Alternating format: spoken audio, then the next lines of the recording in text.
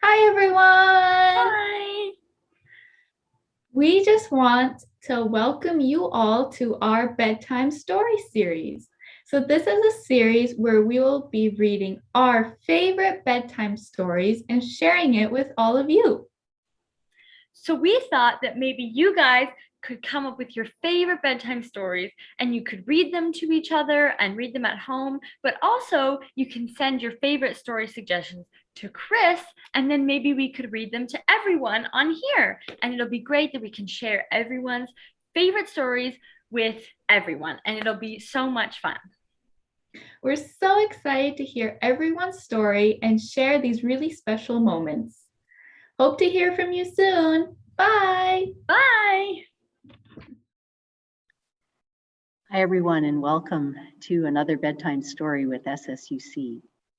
I want to share one of my favorite stories with you. It's the story about a boy with 4 names. It's called Wilfred, Gordon, McDonald, Partridge.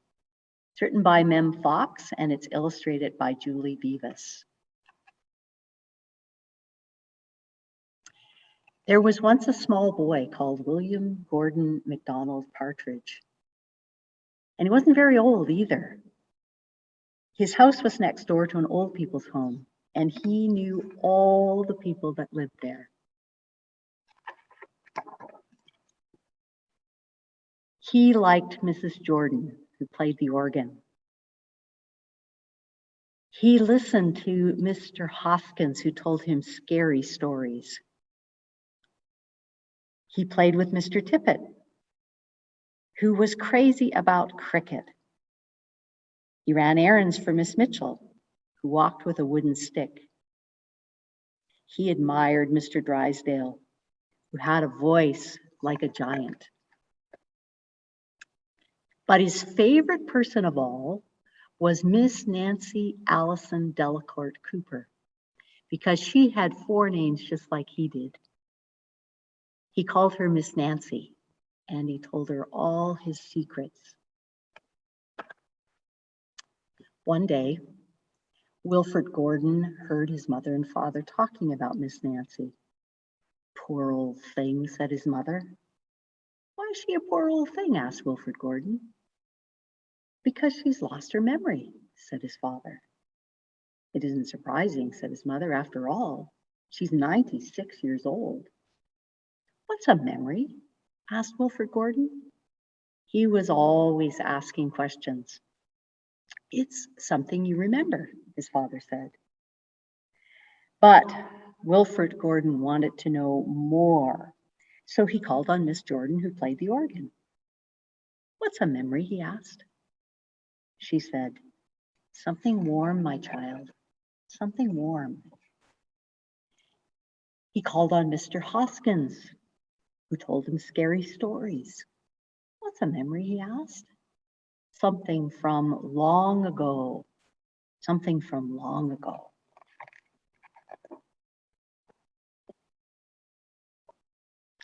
He called on Mr. Tippett, who was crazy about cricket. What's a memory? He asked.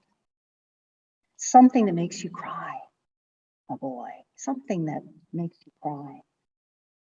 Then he called on Miss Mitchell, who walked with a wooden stick. And he asked, what's a memory? Something that makes you laugh, my darling. Something that makes you laugh. Then he called on Mr. Drysdale, who had a voice like a giant.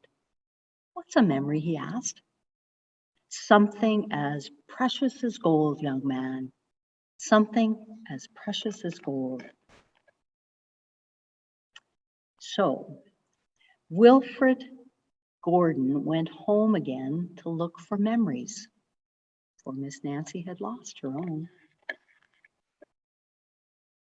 He looked for the shoebox of shells he'd found long ago last summer, and he put them gently in a basket. He found the puppet on strings, which always made everyone laugh, and he put that in a basket too. He remembered with sadness the medal that his grandfather had given him, and he placed it gently beside the shells.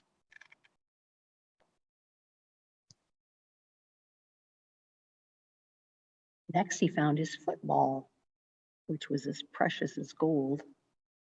And last of all, on his way to Miss Nancy's, he went into the hen house and he took a fresh, warm egg from under the hen. Then Wilfred Gordon called on Miss Nancy, and he gave her each thing, one by one. What a dear, strange child you are to bring these wonderful things to me, thought Miss Nancy. But then she started to remember. She held the warm egg and told Wilfred Gordon about the tiny speckled blue eggs she had once found in a bird's nest in her aunt's garden. She put the shell to her ear and remembered going to the beach by tram long ago and how hot she felt in her button-up boots. She touched the metal and talked sadly about the big brother that she had loved who had gone to the war and had never returned. She smiled at the puppet on strings and remembered the one she had shown to her sister and how she had laughed with a mouthful of porridge. She bounced the football to Wilfred Gordon and remembered the day that she met him and all the secrets they had told. And the two of them smiled and smiled because Miss Nancy's memory had been found again by a small boy who wasn't very old either. I hope as you make your way into sleep tonight, there'll be warm memories keeping you safe and cozy. Have a wonderful sleep and a wonderful night. We'll see you next time.